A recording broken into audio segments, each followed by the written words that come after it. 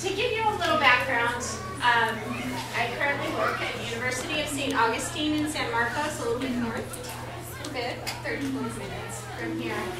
And as I was preparing my talk today, I was thinking, where did I come from? Why do you want to talk about routines-based intervention? And so what I came up with is where I've been. And where I've been, I've worked at children's hospitals and outpatient clinics. I've worked school-based therapies. I've worked inclusion model, not inclusion model, a little bit of everything, and this is what makes sense to me. This is what I think works for families, and this is kind of the basis of my thought process as an occupational therapist and how I work. So, with that in mind, I am so excited to talk to the experts, which is families, because families are the experts on their children, on their days, on their routines, and what actually happens in the trenches day to day. I promise I won't talk about chemistry, because I know nothing about chemistry. So, this is a non-technical. However, it's very important.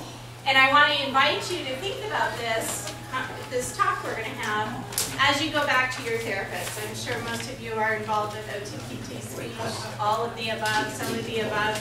Just have this in your head as you're talking with your therapist. Okay? Here's some learning objectives. Okay, so brief history of intervention. And sometimes we're still here. And that's okay.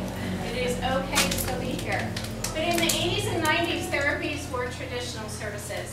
You went to a waiting room, the therapist came out, got your child, you went back into the therapist and your child went back to the room, therapist did something. You're not quite sure what happened, but there was a little synopsis afterwards and then next. Okay? So parents were given home exercise programs to address deficit areas. So I worked in this model. I've been in this model. So I remember handing home programs. Here you go. Have a great day. Next. Those kinds of things. And that was not a good fit for me. But this still happens, and it's still okay. It's okay. It just depends on what the family is looking for. So I'm not downplaying clinical-based services. So then in 2004, we had IDEA. And so the focus of intervention changed to a more community-based model. And so schools started looking at more of the inclusion type model. So also with early intervention, natural environments. Huge piece, huge change. So figuring out that children learn better in their natural environments. There's more opportunities for repetition and to make change with children and families. Okay? So then therapies started to be provided in natural environments. Okay? So now currently, there's been a shift again towards routines-based intervention. Okay? So what is routines-based intervention? We'll get into that. But it supports active family engagement. The family is right there with you during the sessions, working through routines, problems that come up during the day for you as families. So naturally embedding into the family and school. I'm going to include a school in this because I think embedding therapy into school routines is really important. I've worked in school settings also where the child's in school, you take the child out for a half an hour and you put the child back into the classroom. And then you try to talk to the teacher, but the teacher has 25 other students and really did not hear a thing you just said to them. Okay? So naturally embedding your therapeutic intervention into the family and school routines. So it allows for more practice. To get more practice where actually the natural activity is occurring. So the therapist, we have to change hats as therapists. We should be a coach, okay? Yeah, we have some of the skills, the handling, the sensory background, but we need to coach parents. And I want you to feel coached. As parents, you need to feel coached that hey, I can do this, I got this, and empower, okay? Therapists using routines-based intervention take the time. It takes time to learn a family's routines. The routines-based interview can take up to 2 hours, which is a very long time in the whole medical therapy model. But we need to learn what is working, what's not working. Every single family is different. Every routine is different. Just because how many people leave the cap off the toothpaste when they brush their, come on, be honest. Right? Okay? So some of us, that drives the other women crazy, but we're all different. Yeah, I don't even shut cabinet doors. So it takes time. It takes time to learn families. It takes time. It takes being in their environment, knowing what's available. There are some families where every piece of equipment is available, and there are some families where there is nothing available. Okay?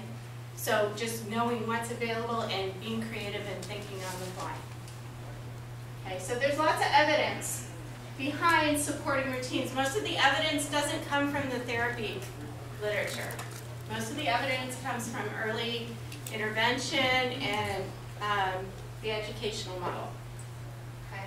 But first learn about activities, how to perform them in the context of the family. Okay, it makes sense. How do kids learn? By being with their family. And by embedding developmental interventions, skills are learned and they're meaningful. They hold meaning to that family. Okay? So this is just more evidence. The AOTA, which is the Occupational Therapy Association, occupational therapy interventions need to be embedded intervention in a naturally occurring routine of the family. And implementing interventions across multiple environments or contexts for the child. So multiple environments. Working with a child here in San Diego, mom drives her 45 minutes for a feeding therapy session. Mom mixes the food, decides what they're going to work on that day, takes it to the therapist who feeds the child, and then she goes home. Meanwhile, the child has tantrums, has some behavioral things. They've had to remove everything from her room, put the padding down, the whole 9 yards. None of that is being addressed. But the child's getting OT, but it's not embedded into the family routine. Multiple environments. A child may eat just perfectly fine for Miss Becki, but you know what? Mom goes to do the same thing, sometimes it doesn't work. Okay? So those routines are really important in being in the natural environment. Okay? So, infants and toddlers. Did I go backwards? No. We're insecure. Oh my goodness, we're going to be okay. Infants and toddlers learn best through every day. This is the same thing I keep saying over and over. This is how we learn. This is how children learn, is by natural environments. All these opportunities for experiences in the natural environment. Okay? So what is a routine? It's different than a ritual. Okay? A routine is pattern behaviors that have a goal. So it happens over and over and over again. So if you think from your therapy brain, and you think over and over and over again, repetition, we're laying down that framework and those wiring in the brain for those activities to occur, okay? So establish sequences, occupation activities that provide structure for your daily life, okay? How many people's routines were totally different this morning? Yeah, I can imagine. I can imagine. And then repeat in predictable intervals. So you brush your teeth twice a day. How many times do we eat? How many times do we bring that spoon to our mouth during one meal time? Think of all the grasp patterns that are being used. The bilateral hand use, drinking from a cup, 2 hands, all those different things that we can be working on through the context of routines. Okay? So, Write down your morning routine. You've got 3 minutes. And I want you to write this down because I think it's really eye-opening. When you sit down and you look, from the minute you wake up till you walk out the door in the morning, say it's a day you have to go somewhere, not a weekend, not a chillax day. Think about that. Think about how you wake up. What products do you use? What if I came in and said, no, you can't use Crest toothpaste anymore, you have to use AIM?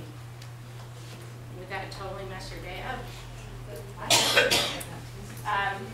Me and my hair products, don't mess with them. Do you interact with anybody else? Is there anybody else around? Is it you? Is it your children? Is it a sibling? Those kinds of things. So quick, write down, just jot down as specific as you can. You didn't know you'd have to work, no. Sorry.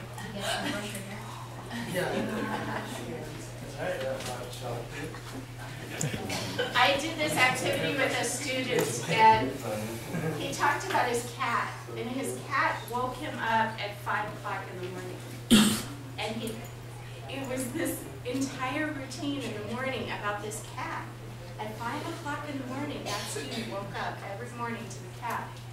And he'd have to take the cat out. But if he went to bed too early, then the cat would get up earlier. And it was just this really long, convoluted story about a cat.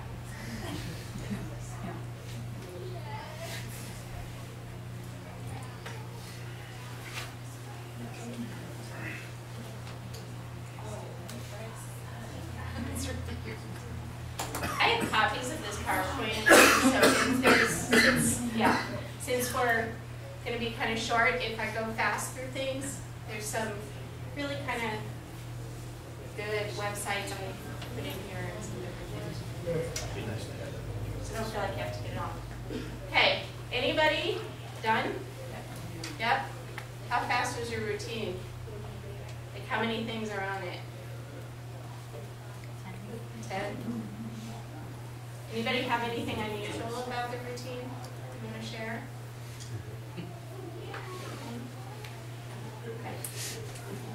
Okay, so now add to your previous routine the following activities for your 14-month-old, which must all be completed by 10 o'clock in the morning. Okay, so 60 minutes in the mobile stander for PT, 45 minutes of feeding, working on transitioning, donning and doffing braces, a therapy home program given to you by your OT, and you have to administer medications all before 10 o'clock, along with everything else you have to do.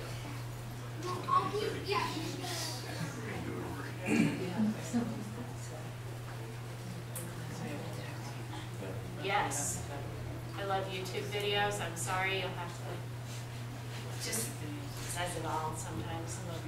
Welcome to Lila's pre-feeding exercises starring Lila! Are you ready? Okay, the first one is the chicken up. Oh, sorry. We're only going to watch part of this, though. Possibly. I double-clicked.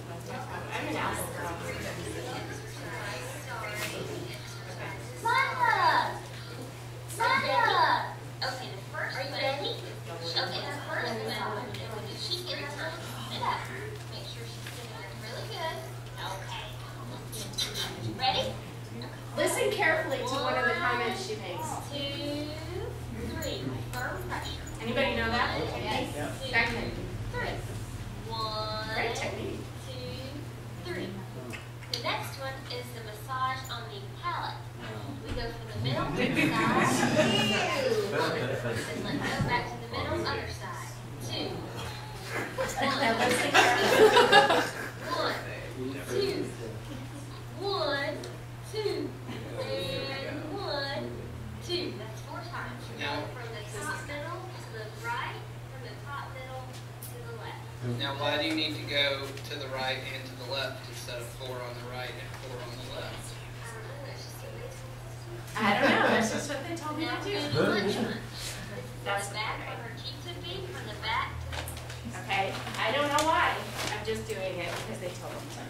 Okay? That's what we don't want as therapists. Okay?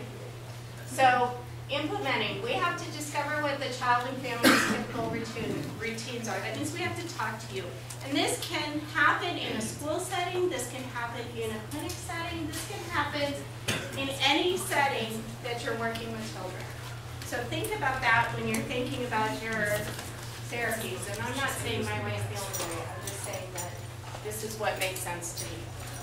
Okay? So prioritize what is important. Is sleep important? Yeah, sleep is very important. What about eating? Feeding? That can really mess up a whole day. What routines go well? If a routine is going well and it looks really chaotic for the therapist, do you change it? No. If the family thinks it's okay, don't mess with it.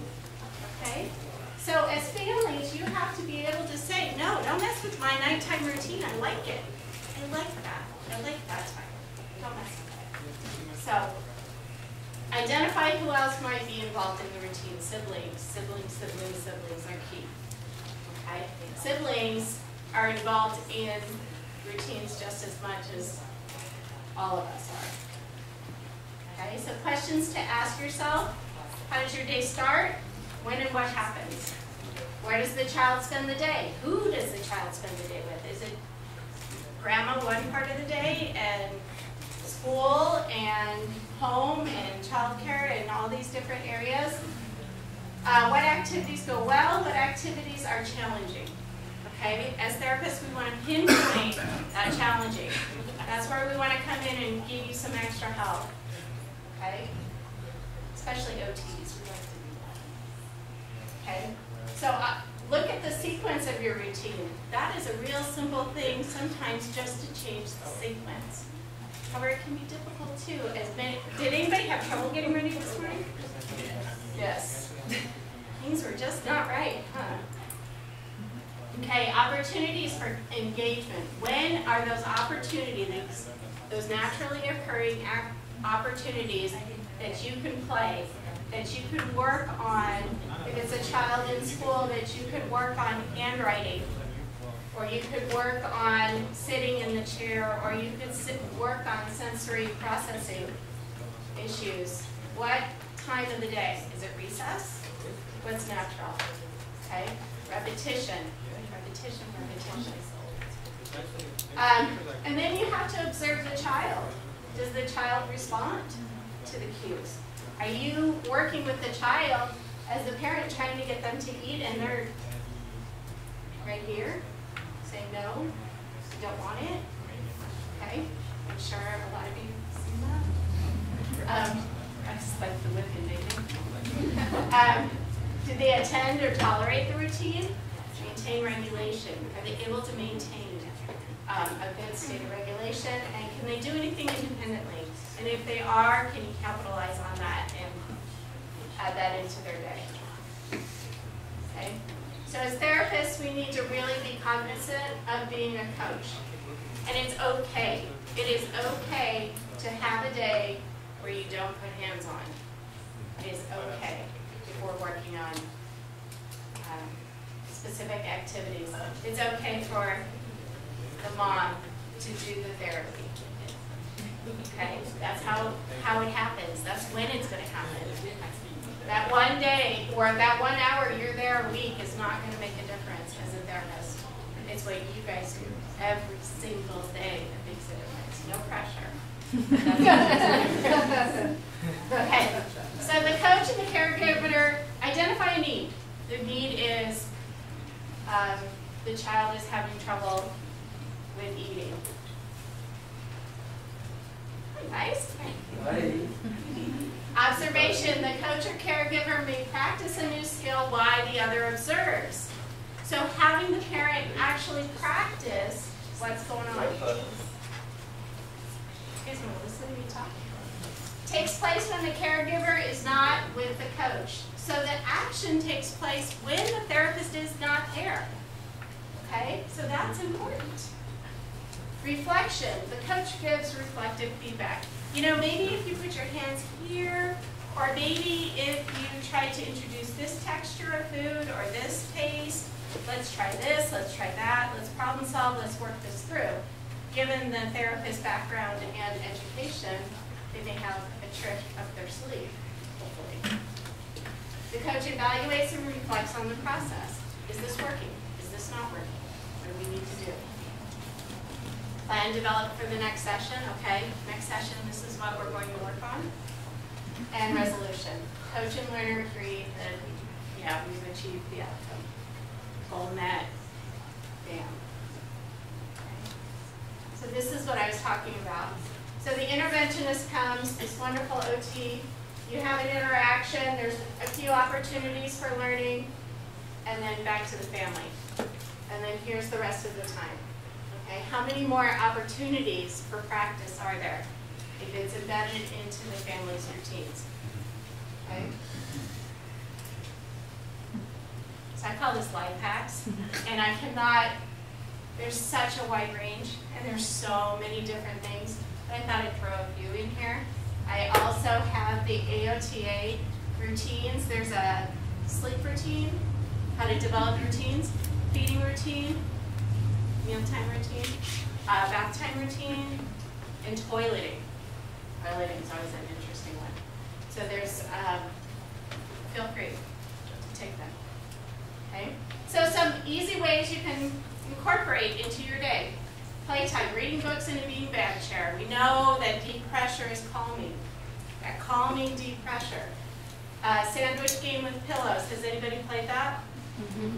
We put the kiddo, yeah.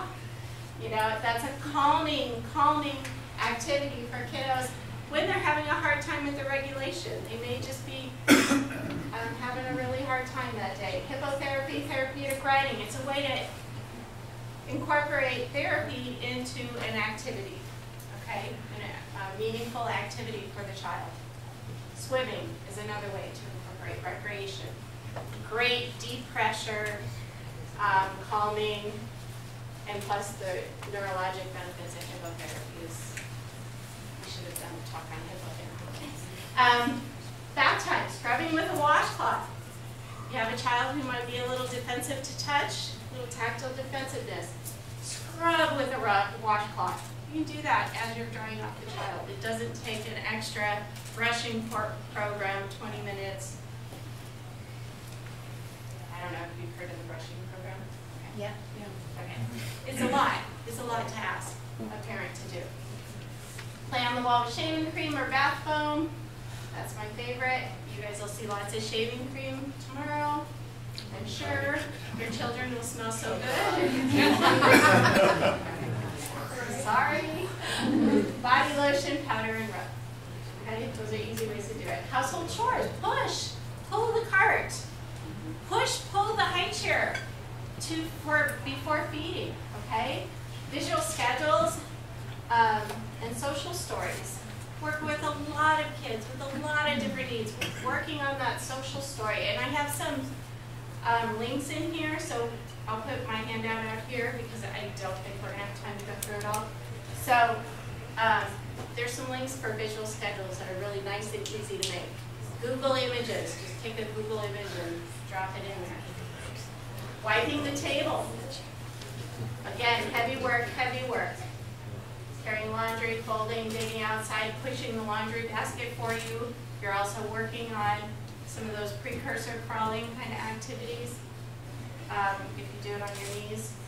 Mealtime, meal prep, chewing food, straws, weighted lap pad while they're eating, stirring the food, pouring and washing dishes. Messy eating, messy eating, messy eating is good. Sorry. So change the schedule. Put bath time after messy eating. You know, if you can. It's not one of those routines you don't want to mess with. Sour, spicy, strong flavored foods. Okay. Postural control or core strength, you know, that's always an issue. Bridging during clothing changes. Lift your booty up. Can you lift up your booty? Help me with this. Sitting in the corner for dressing. Sometimes kiddos don't have that control, so if you sit them in the corner, sometimes that's an easier way for them to be able to achieve that. Obstacle courses to the bedroom, kitchen. Can you crawl to the bedroom? Can you crawl to the bathroom? Every time you find your shoes, can you do it rolling? Whatever, wherever the child is. weighted stuffed animals, climb up slides, okay, life hacks. There's some videos. One is a girl who put a zipper on the back of her cowboy boots because she wanted to put her cowboy boots on. So she just figured out how to put a zipper on. Okay, just simple things that you can do. This works really nice for some of those picky eaters, plus you get a really nice pincher grasp, which SOTs are always focused on. Okay, first then boards. I'm not going to show you all these because we're out of time. First then. Works with teenagers. Typically, first you get a job, then you get a car, right?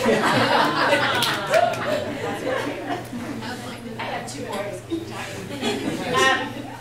But it's okay to start this at a young age because it puts some context into the world. First you do this, then this. Okay. First you eat, then you watch Thomas the Train. Okay. And you can make it 3 or 4. And this shows you how to make it and what they look like. Social stories, preparing before something stressful might happen.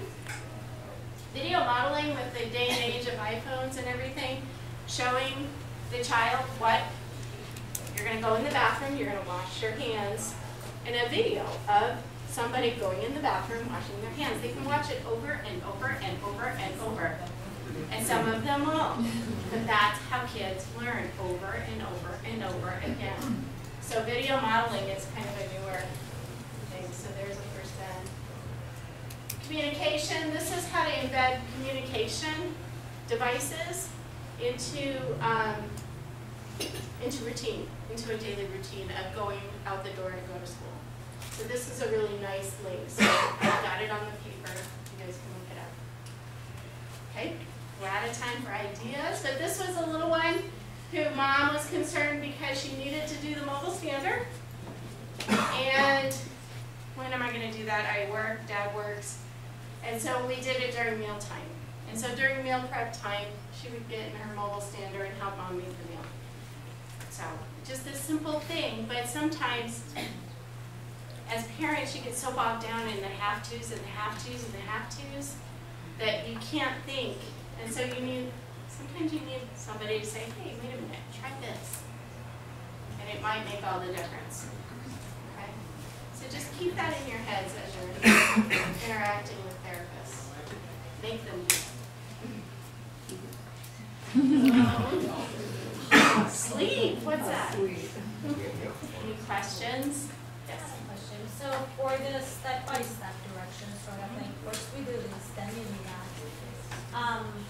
Well, I usually do that by just verbally saying it, and most times my son accepts it as, oh, first we eat, then we watch this, and he will eat, he will respond to that. But like putting a picture to it, it just makes it so much more. So do you recommend if a child understands it verbally, do you still recommend like? I would there are a lot of visual learners out there, and we kind of miss the boat on that because everything we do is talk,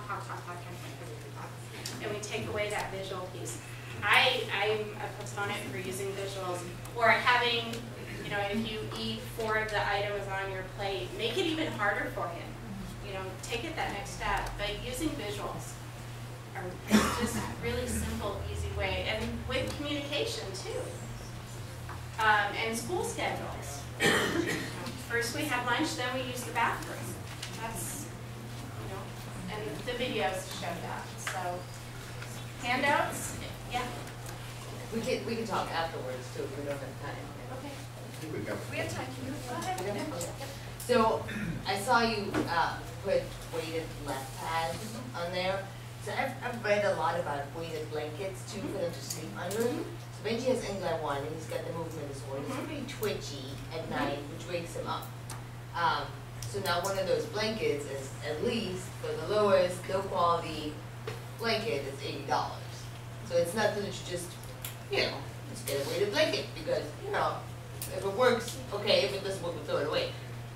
Kind of deal. So I'm wondering if I should actually think about that or not.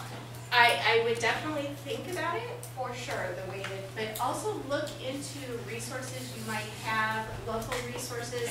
Anybody who sews can make. I had a student making. Actually, I have well, I'm ready to come tomorrow. But it's kind of heavy. I don't know how old. Benji's 3. 3? It might work. I have what you would But I've never seen one.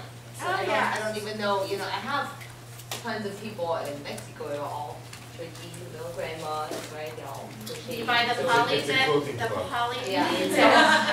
Hobby Lobby, you get poly beads, which is the same stuff that goes in bean bags. I would suggest not using beans or rice or anything because that gets moldy and yucky and you can't wash it. I'll bring one. I have one in my car. I'll bring it Awesome, yeah, I would tomorrow. love to look at it and then just have somebody make it. And I can also have the student, she's out on field work, I'll have her email me how she found the information to make the weighted blanket. She just made a quilt and then added the Go on fun colors Pinterest. to it. Yeah, I was gonna say someone that I know had a Not Pinterest, quilt but bag eBay. and Yeah. somebody you know, toy blocks. Really cheap, stick them on the thing. Weights it down. So, yeah, we'll try that. Just catch me in the morning at 7:30. I have a 3-year-old to beat out of bed. 7:30 is like. That's a morning routine. That's a great day. Any more questions? Just one comment to steal the Doc's thing from earlier, to amplify what you say, or to echo. One of the smartest people I knew for a long time, he said structure sets you free, and after 20 years in the military, structure sets you free. She's German, structure is what every day consists of, and it's really cool to, and I'm completely not a structure. Your 3-minute morning thing, whatever. Mine changes every Yeah, whatever I stumble against first is what I do first. But the structure for the kids, it's really cool to see. Benji, as he's kind of building up that structure, he anticipates it. He gets mad if it's not there. He looks forward to it. He's like primed and ready to do the very next step. And when we change it, he gets pissed.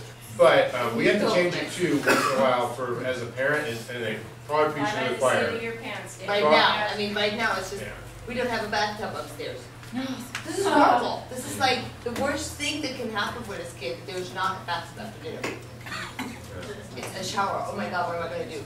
And so, but it helps him a lot in the everyday life. Yes, if you have to make a change, like something like this, it is a little harder, but everyday life with Becki is so easy because it's up in the morning, he goes downstairs, has breakfast, we're going to school. Do you have visuals? I have visuals. He's starting that at school right now, and they told me they do not want us right now to do this. They're trying what the best way of with him, and then we're going to take over, but everyday life with him, with a very strict schedule, it's gotten so much easier. It makes meaning. There's meaning. There's a start point. There's an end point. Kids have to have that. And I think it gives them a sense of empowerment too, even at that little age. Yes. So then the next step will be the fly by the seat of your pants days. And what that looks like on a visual schedule. Oh look, there's a change. It's on a red square. It's a change. It happens. Or one for kids. Yeah. Thank you very, very much.